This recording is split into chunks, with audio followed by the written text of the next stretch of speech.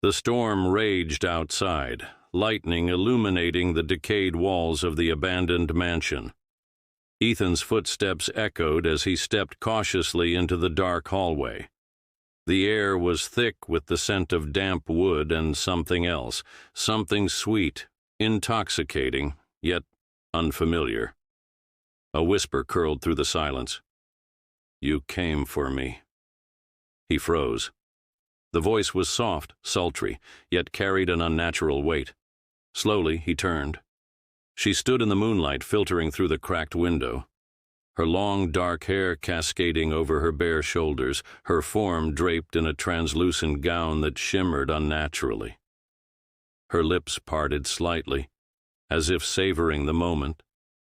Her eyes, deep and haunting, locked onto his. His breath caught. She was unlike anything he had ever seen, a vision of beauty, a whisper of death.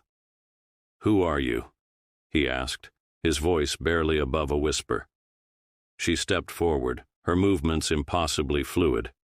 Her fingers, pale as ivory, reached toward him. When they touched his skin, a cold shiver ran down his spine, yet his body burned where she lingered.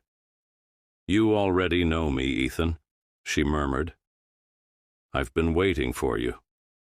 The room seemed to shrink, the walls pressing closer. Shadows danced in the flickering candlelight, wrapping around them like unseen hands. Her gaze dropped to his lips. "I need you," she whispered. "Give yourself to me." A deep, primal part of him stirred. It wasn't fear that made his heart pound. It was something darker, something forbidden.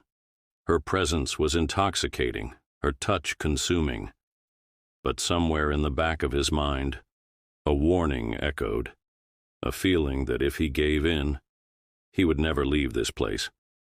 She smiled, as if sensing his hesitation.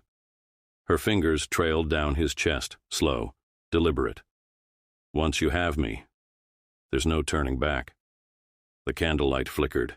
The shadows closed in, and then her lips met his, and the darkness swallowed him whole.